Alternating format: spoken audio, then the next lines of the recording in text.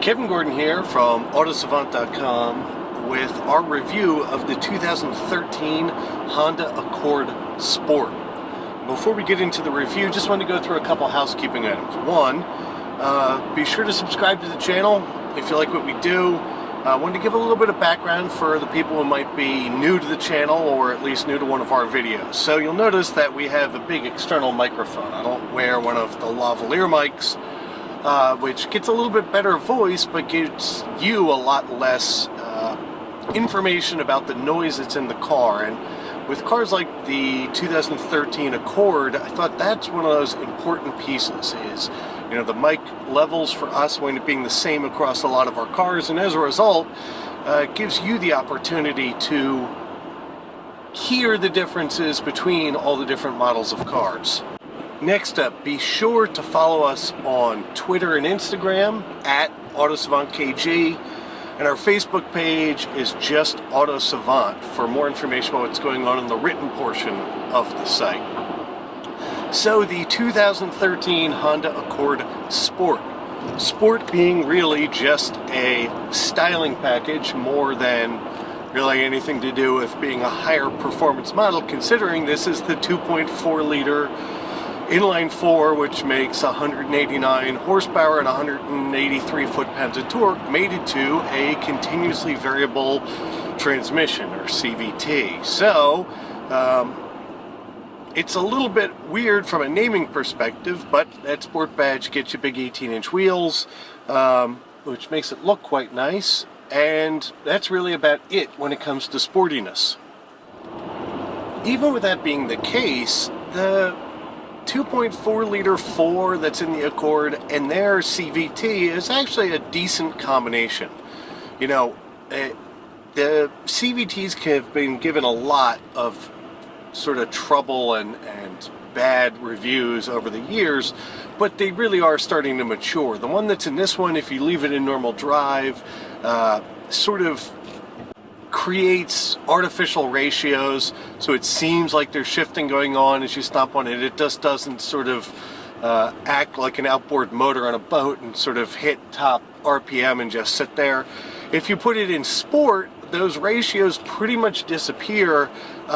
It just leaves the engine in a bit more aggressive of an RPM band and is a bit quicker to react. The thing that makes the Accord's version of a smaller engine and a CVT connected together a bit different than some of the other offerings that are out there is the one thing Honda has known how to do and consistently done is build a non-buzzy, non-busy engine. You know, the inline fours that Honda makes still are industry leading. You know, they're refined, they've got good mid-range punch, but still, because of their variable valve timing, you know, they still call it VTEC, although it's really a bit more complex than just the standard two-lobed cams that's in them. It still likes to throw up to the top of the rev range, and there's some satisfaction in doing that, unlike a lot of the other competitors that are out there today.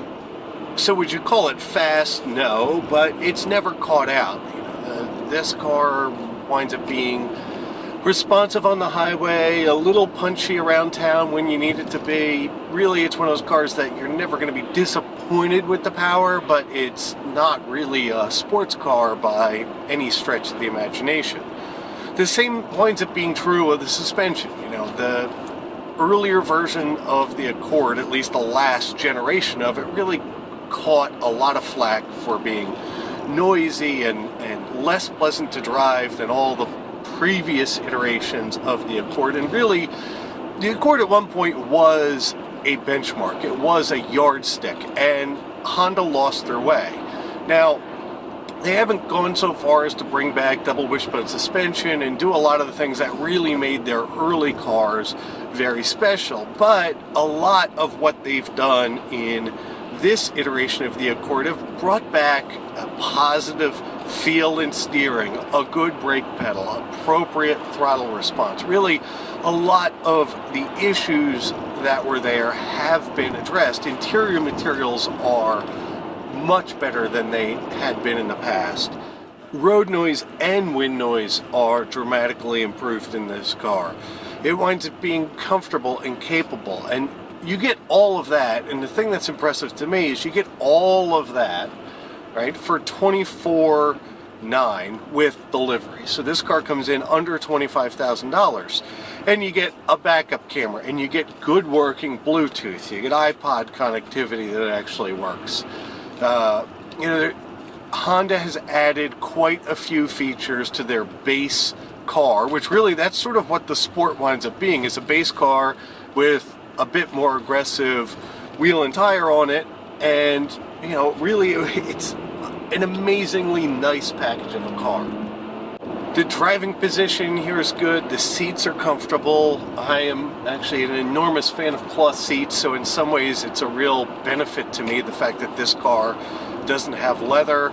The steering wheel feels good. All the controls are more logically laid out than they've been with Hondas for quite some time at this point.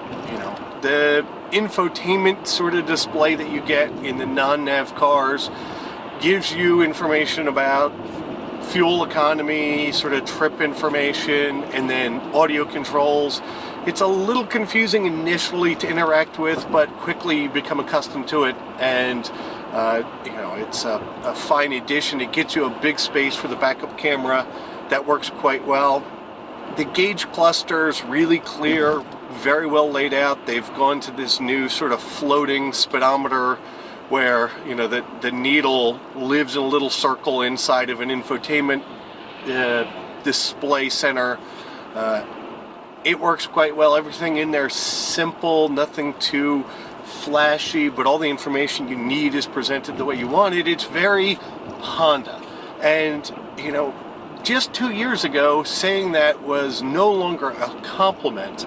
And you can see that in this car, they've sort of brought that stuff back. It, yet again, could be considered a compliment to say that it's very Honda. With the Sport model, you wind up getting paddle shifters on the steering wheel to go with the CVT, which means if you leave it in Sport, you can choose from 7, you won't go to 1 from here, but you can choose from 7 different defined ratios. It also works when you're in drive, if you just want to do some engine braking as you're rolling down a hill or coming to a stoplight. In drive, you pull the downshift paddle, it provides some engine braking and then slides back into drive. In Sport, it stays in whatever defined ratios that you've set up until you exit out of the system. The economy of this engine and transmission combination has also been actually pretty impressive when you get right down to it. I mean, let's face it, I am far from nice to cars in the week that we drive them. And typically, if I beat the base city number with a car, I consider that a pretty good accomplishment for the cars that we drive. And in this one, over the time we've had it, we've averaged 26.5 miles to the gallon, which again is not even the middle number from an EPA perspective, but as impressive as I've seen in this class and engine combination of a car. The EPA rates this car at 26 in the city, 35 in the highway, and their new combined number is 29. And I think that's actually a very fair estimate of real-world economy numbers. And considering the fact that some of the smaller turbocharged engines are getting in a bit of trouble these days about meeting their fuel economy numbers, and some of Honda's other competitors have also had to readjust their highway numbers, I think that this car, from an EPA number perspective, is as close to what you're going to experience in real life as any of the cars that I've driven in the last year or two. And that, I think, is the biggest thing when you talk about a mid-size, lower spec sedan, is what are you cross-shopping it against, or what are its competitors in the market? And just like small SUVs, there really aren't many other automotive segments you can have more competition than you can in this class, right? You've got this redesigned or refreshed Accord, you've got the new Ford Fusion, you've got a Toyota Camry that's been at least massaged in places going into this year, the Sonata, the Passat, and I'm sure even on top of that list there's other ones I'm forgetting, the Nissan Altima that we tested not too long ago. You know, all of those cars are decent cars. You know, it all comes down a lot to personal preference as far as what you would choose. I think what the Accord has going for it is it might not be class leading in any specific category, but across all of the things that you'd look for in a classic car like this. Interior space. Does the Accord lead on paper? No, but I can tell you the back seats in this are as comfortable, as easy to get into and out of, and headroom's as good as anything else out in its class. Is it the most powerful? It, again, isn't. It's not the most economical, but again, I think if you took all of those numbers and you know, gave them to like Joel Silver to come up with his estimated percentage of winning, I think the Accord would come out on top. It might not be the emotional choice of best in its class, but it really, if you balance feature set, capability, content, comfort, driving ability, performance, all those things, it probably winds up being the class leader against all those competitors. Now, with that being said, is there anything wrong with the other ones? No. But it's important to note that where Honda only a year ago with the Accord was not, in my opinion, in the top choices in the segment, it now again can be considered, right, one of the top picks, if not the top, if all you're thinking about is logically and not emotionally. Again, cars like the Fusion may be actually a sportier drive at this point and be a bit more stylish on the outside and on the inside. The Camry might really wind up being a bit more practical, but it's a bit more numb from a driving perspective. The Altima really winds up being sort of the sporty choice when you outfit it with its 4-cylinder engine and its CVT.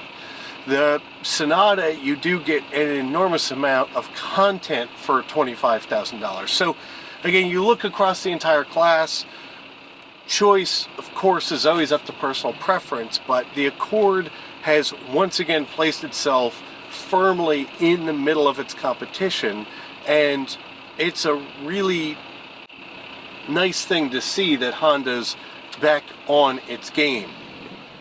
And with that, Kevin Gordon from Autosavant.com. I look forward to talking to you guys soon.